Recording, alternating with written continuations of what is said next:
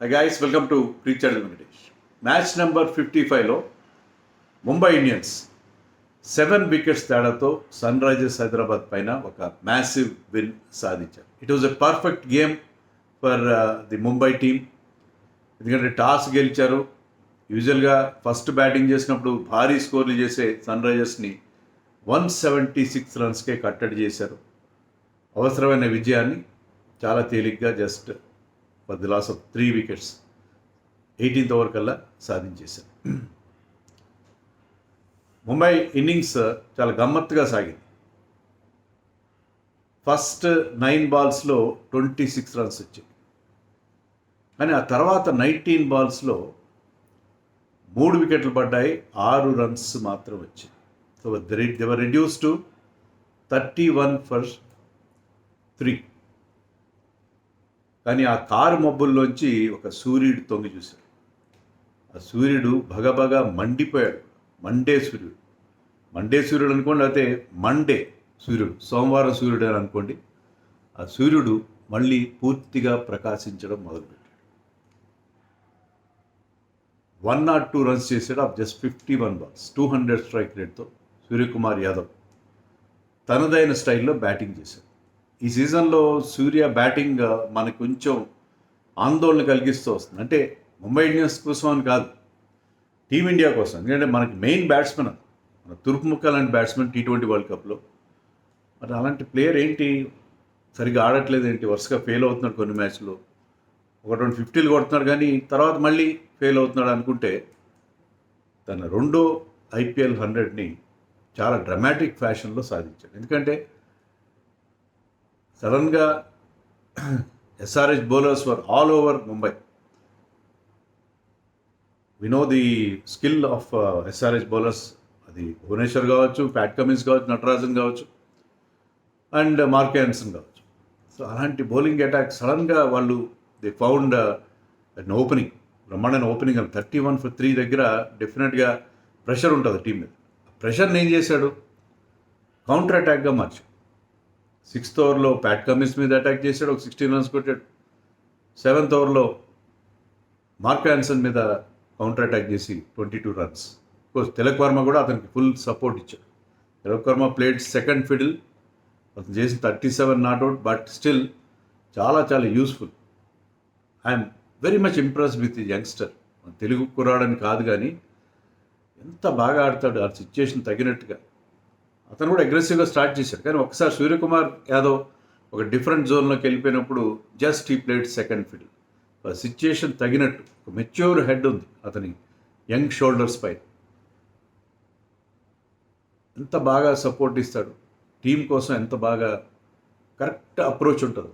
Approach and maturity in his batting and consistency, remarkable consistency. Mumbai బ్యాటింగ్లో shining star ఒకే ఒక consistent player happens to be Tilak Varma. Very very unfortunate to miss out the world cup berth. Even as a stand బైకైనా ఎల్లుండాల్సింది.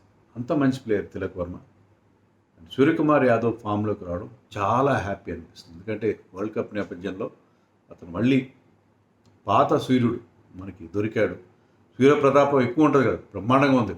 So ఎలాగైతే బయట సూర్యుడు మండిపోతున్నాడో అలాగే మండిపోయాడు మన Suryakumar Yadav. But it was disappointing day for Sunrisers Hyderabad.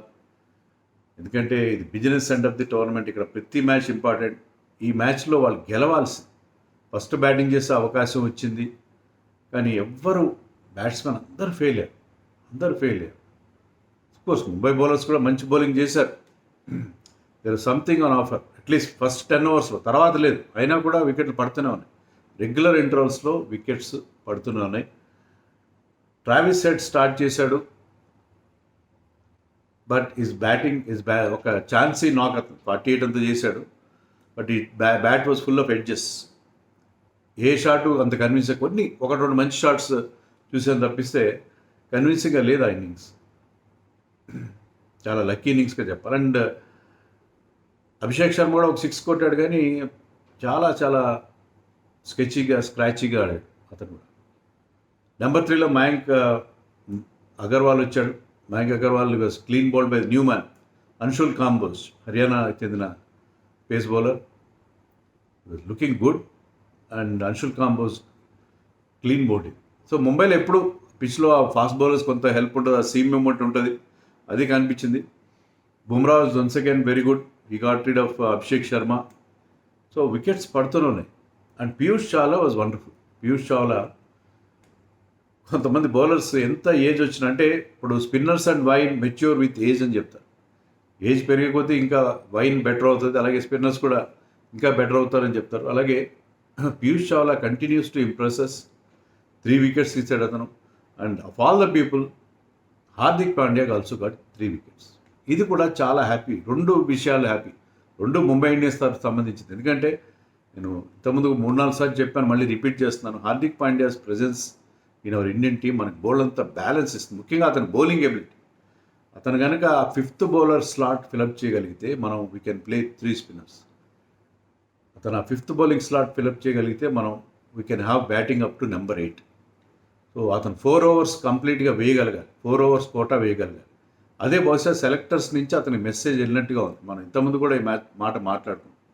ఏంటంటే అతను ఫుల్ కోటా వేయాలి, ఫుల్ కోటా ఫిట్నెస్ ప్రూవ్ చేసుకోవాలి. ఫుల్ కోటా వేయగలను, నేను ఒక స్పెషలిస్ట్ బౌలర్గా ఉండగలను. Specialist bowler in the sense నేను ఒక 5th బౌలర్గా ఉండగలను చెప్పి ప్రూవ్ చేసుకోమని సెలెక్టర్స్ చెప్పినట్టు. మీరు లాస్ట్ 3 మ్యాచెస్ చూస్తే ఈ బౌల్డ్ ఫుల్ కోటా. అంతకుముందు ఏంటి, కొన్ని మ్యాచ్లు అసలు బౌలింగే వెళ్ళి ముంబైకి బౌలింగ్ ఆప్షన్స్ ఉండబట్టి కొన్నిసార్లు బౌలింగ్ కూడా. కానీ ఇక్కడ వరుసగా 3వసారి ఫుల్ కోటా వేసాడు. ఇక్కడ 3 వికెట్లు కూడా తీశాడు. 3 వికెట్లు కూడా తీశాడు. ఎకనామికల్గా బౌలింగ్ వేసాడు. అతను వేరియేషన్స్ అన్ని చూపించాడు. So Hardik Pandya was very impressive along with Piyush Chawla. So Piyush Chawla, Hardik Pandya వాళ్ళ బౌలింగ్ ఎప్పుడు. బుమ్రా గురించి చెప్పేదే ఉంది, highly economical and also picked up that wicket of Abhishek Sharma, important wicket of Abhishek Sharma. So Mumbai 5 బౌలర్స్ని యూజ్ చేశారు. కానీ 5 కూడా including Anshul Kamboj, they got wickets. So 176 మాత్రమే చేయగలిగారు. క్లాసన్ ఫెయిల్ అయ్యాడు. నితీష్ కుమార్ రెడ్డి ఓన్లీ 20 రన్స్ చేశాడు. ఎవరు కూడా, మార్క్ యాన్సన్కి ఆ సర్లీగా పంపిస్తే అతను 17 రన్స్ మాత్రమే చేశాడు. లాస్ట్లో కెప్టెన్ కమిన్స్ ఒక 35 చేశాడు, 2 4 2 6లతో. దానివల్ల ఒక రెస్పెక్టబుల్ అండ్ ఒక ఫైటింగ్ స్కోరు వచ్చింది. సన్వీర్ సింగ్ని ఆడించారు ఈ మ్యాచ్లో. సన్వీర్ సింగ్ లాస్ట్ సీజన్ కూడా కొన్ని మ్యాచ్లు ఆడాడు. Sanvir Singh is a batting allrounder, అంత పేస్ బౌలింగ్ కూడా చేయగలరు, ఒక్క ఓవర్ బౌలింగ్ కూడా వేయలేదు. అలాంటి ప్లేయర్ని మీరు నెంబర్ 8 నెంబర్ 9లో పంపిస్తే ఏంటి అతన్ని తీసుకోవడంలో ఉద్దేశం ఏంటో నాకు అర్థం కాలేదు. You feel that he's very good hitter, మంచి హిట్టింగ్ చేయగల, మంచి స్ట్రైక్ రేట్ ఉంది అతను, 190 స్ట్రైక్ రేట్ ఉంది T20sలో. సో అలాంటి ప్లేయర్ని మీరు ఆడిస్తే, ఫస్ట్ మ్యాచ్ ఆఫ్ సీజన్ ఆడిస్తున్నప్పుడు అతను ఎర్లీగా పంపిస్తే అతను ఏదైనా కొంత he can show his talent కదా. నెంబర్ 9లో పంపిస్తే, of course he had a partnership with Cummins, కానీ చాలా లేట్గా వచ్చాడు, నెంబర్ 9లో వచ్చాడు. బట్ వాట్ ఎవర్, 176 అయితే వచ్చింది. కమిన్స్ లాస్ట్లో వాడిన పైరోటెక్నిక్స్ వల్ల. So 176 was not going to be enough అని అనిపించింది. But as I already said, డ్రామాటిక్గా స్టార్ట్ అయింది. ఫస్ట్ ఓవర్లో Bhuvi also went for runs. ఒక 5 లెగ్ బేస్ వెళ్ళినాయి, బౌండరీ వెళ్ళింది, 14 రన్స్ వచ్చేసినాయి ఫస్ట్ ఓవర్లో. సెకండ్ ఓవర్లో ఒక వైట్స్ బౌండరీ వెళ్ళిపోయింది, ఒక leg bye 4 runs, leg bye ద్వారా 4 రన్స్, లెగ్ బై బౌండరీ, ఇంకొక ఆఫ్ ద బ్యాట్ 4 రన్స్. తర్వాత test match length seaming delivery, with that he got rid of Ishan కిషన్ని అవుట్ చేశాడు Marco Jansen, playing his second match of the season. Not second match in a row. ఫస్ట్లో ఒక match ఆడిన, 1-2 మ్యాచ్లు ఆడాడు. తర్వాత భువి ఒక మెయిన్ ఓవర్ వేసి, Cummins got rid of Rohit Sharma leading edge. ఒక షార్ట్ లెగ్ సైడ్లో ఆడిపోయాడు, అది ఎడ్జ్ తీసుకుంది. సో మరొక ఫెయిల్యూర్ రోహిత్ శర్మకి, అది కొంచెం ఆందోళన. సో హార్దిక్ పాండ్యా, సూర్యకుమార్ సక్సెస్ మనకి సంతోషాన్ని ఇచ్చిన, కెప్టెన్ ఫెయిల్యూర్ కొంచెం ఇబ్బంది పెడుతూనే ఉంది. So Pat Cummins got rid of Rohit Sharma and Naman Dhir was consumed by Bhuvi. So Bhuvi once again power ప్లేలో వికెట్స్ తీయడం కొంత సన్ రైజర్స్కి కలిసి వచ్చే అంశం. సో 31 for 3 అక్కడి నుంచి నేను ఇందాక చెప్పినట్టుగా కౌంటర్ అటాక్ స్టార్ట్ అయింది Suryakumar Yadav look in supreme touch, చాలా మంచి టచ్లో కనిపించాడు. మంచి బ్రెత్ టేకింగ్ షాట్స్ అతని బ్యాట్ నుంచి చూసాం. వావ్ అనిపించే షాట్స్ అన్నమాట. ఈ always does well in Wankhede stadium. అక్కడ పిచ్ అతను సూటబుల్గా ఉంటుంది. ఫస్ట్లో కొంత హెల్ప్, తర్వాత డ్యూ ఫ్యాక్టర్ కూడా ఉంది. డ్యూ వల్ల కూడా batting became easy and he made full use of it. And Tilak Varma అతనికి మంచి సపోర్ట్ ఇచ్చాడు. సూర్యకుమార్ యాదవ్ నుంచి మనం అతని ఫుల్ రేంజ్ ఆఫ్ షాట్స్ మళ్ళీ చూసే అవకాశం కలిగింది. 200 స్ట్రైక్ రేట్తో ఆ century, second 100 in IPL and very important 100 before the world cup. So world cup ముందు సూర్యకుమార్ ఇలాంటి ఫామ్లోకి రావడం చాలా ఇంపార్టెంట్ ఇండియన్ టీం. మరి సన్ రైజర్స్ పరిస్థితి ఏంటి? ఇంకా 3 మ్యాచ్ మిగిలి ఉన్నాయి. 2 మ్యాచ్లనే గెలవాలి. 2 మ్యాచ్లు గెలవాలి. సో ఇక్కడ 2 పాయింట్స్ తమ ఖాతాలు వేసుకుంటే బాగుండేది. తర్వాత హోమ్ మ్యాచెస్ ఉన్నాయి కాబట్టి అది కొంత అడ్వాంటేజ్. అయినా సరే మొదట్లో అంత బాగా ఆడిన టీము ఇప్పుడు కొంచెం వల్నరబుల్గా కనిపిస్తుంది. బ్యాటింగ్ విషయంలో ముఖ్యంగా బ్యాటింగ్ విషయంలో వల్నరబిలిటీ కనిపిస్తుంది. బౌలింగ్లో course Natarajan is still very good. Pat Cummins is bowling beautifully. Bhuvneshwar Kumar గత 2 మ్యాచ్లుగా చాలా మంచి ఫామ్లోకి వచ్చాడు. అంతా బాగానే ఉంది, కానీ ఏంటో టీం మళ్ళీ కొంచెం మొదటికి వచ్చిందేమో అనిపిస్తుంది. హోమ్ మ్యాచెస్లో మళ్ళీ రికవర్ అవుతారేమో చూడాలి. ముంబై ఇండియన్స్కి ఈ విజయం వల్ల ఏదో పరువు నిలబెట్టుకోవడం తప్ప ఏం ఉపయోగం లేదు. ఇప్పటికీ వాళ్ళ ఛాన్సెస్ పూర్తిగా అడుగంటిపోయి ఉన్నాయి. బట్ స్టిల్ ఈ విజయం వాళ్ళకి కొంత కాన్ఫిడెన్స్ అయితే ఇస్తుంది. ఎందుకంటే భవిష్యత్తు పోరాటాలకి నెక్స్ట్ సీజన్కైనా వాళ్ళు కాన్ఫిడెన్స్ ఇస్తుంది. వాళ్ళ కెప్టెన్ హార్దిక్ పాండ్యా కూడా కొంత కాన్ఫిడెన్స్ ఇస్తుంది. హార్దిక్ పాండ్యా కాన్ఫిడెంట్గా వరల్డ్ కప్కి వెళ్ళడం మనకు ముఖ్యం కదా. So Mumbai Indians continues to be party spoilers.